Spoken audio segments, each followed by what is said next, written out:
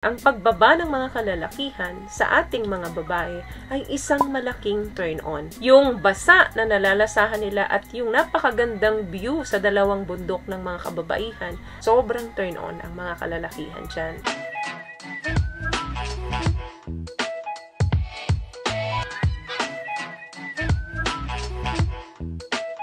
Hi guys! Welcome back to our channel. Kamusta po kayong lahat?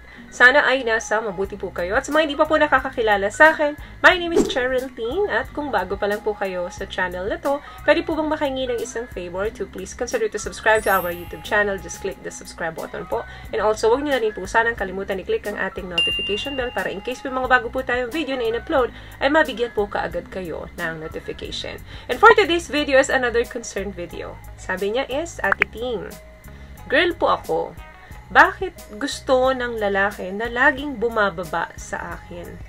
Pag di pinagbigyan na pakainin, nagagalit pa. Okay, 90% ng mga kalalakihan ay pleasurable talaga yan sa kanila kapag bumababa sila dun sa mga partner nila. Number 1 dyan, gusto nilang ma-figure out nila syempre kung ano yung gusto mo. Kung ano yung reaction mo kapag gagawin niya ito sa'yo. Kung masasarapan ka ba, magugustuhan mo or aayawan mo. So, it's a great way to learn what you enjoy and what you don't. Kaya nila ginagawa ito. At kapag nakita nila na nagustuhan nyo ito, nag-enjoy kayo, of course, minamaster na nila ito. Dahil paulit-ulit na nilang gagawin ito sa'yo. Kung pinipress mo na yung mukha niya doon sa may harapan mo, of course, sign yun na gustong-gusto mo yung ginagawa niya sa'yo. Number 2, ang pagbaba sa atin ng mga kalalakihan ay very intimate yan sa kanila. Very private and very precious na parte ng katawan natin yan. Dahil alam nila na very precious ito para sa atin. Your man will intimately take care of you. Ito yung precise reason kung bakit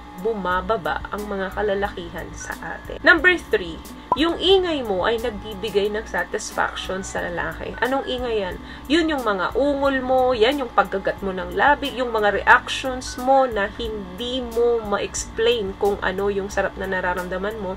Gustong-gusto ng mga kalalakihan yan pag nakikita nila sa inyo yan. Yan ang inaantay nila na reaction sa atin. Number 4, of course, everything is delicious pagdating doon. Maraming kalalakihan na nagko-complain tungkol sa lasa, tungkol sa amoy, tungkol sa texture ng vagina ng babae. Pero mas marami na love and like talaga ito. Gusto talaga nila ito. The smell and the taste, dyan nababaliw ang mga kalalakihan. Ito yung pinaka-precious na parte ng ating katawan. Kaya wala nang hihigit pa dun sa sarap ng pakiramdam na malapit sila dito sa area na to at natitikman nila. Another thing, karma. Yes, you get what you receive. Alam ng mga kalalakihan to na kapag bumaba sila sa inyo, of course, bababa din ang mga kababaihan sa kanila. Ibabalik kasi karamihan ng mga kababaihan ang favor na ito. Sobra kasing generous ang mga babae, lalo na kapag satisfy nyo talaga sila.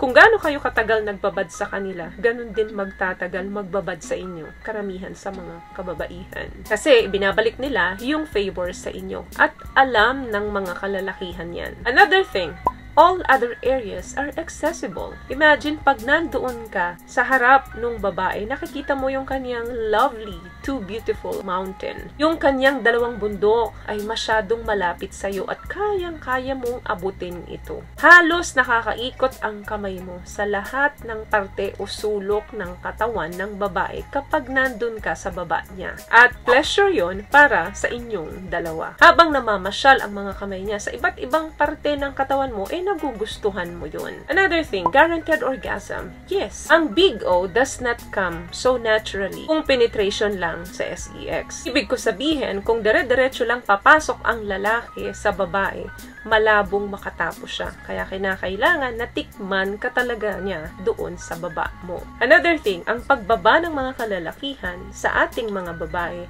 ay isang malaking turn-on. Kasi nakikita niya kung ano yung mangyayari. Yung paghatak ng buhok, yung ingay na maririnig niya, very excited sila dyan. Minsan nga, halos masabunutan na talaga nila yung partner nila. Yung basa na nalalasahan nila at yung napakagandang view sa dalawang bundok ng mga kababaihan ay nasa harapan nila. Sobrang turn on ang mga kalalakihan dyan. As one, hinahanda ka na niya para sa pagtatapos ng labanan nyo. Of course, pag ginawa niya yon na bumaba siya sa'yo, of course, maglulubricate ka, magbabasa ka.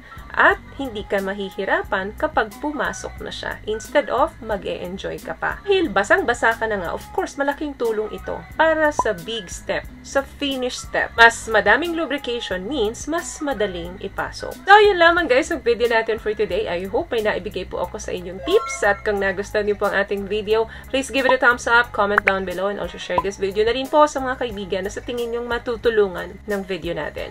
Once again, palagi po kayong mag-iingat at palagi po kayong manalangin. Thank you guys for watching and see you on my next one. Always love yourself and be a blessing. Bye!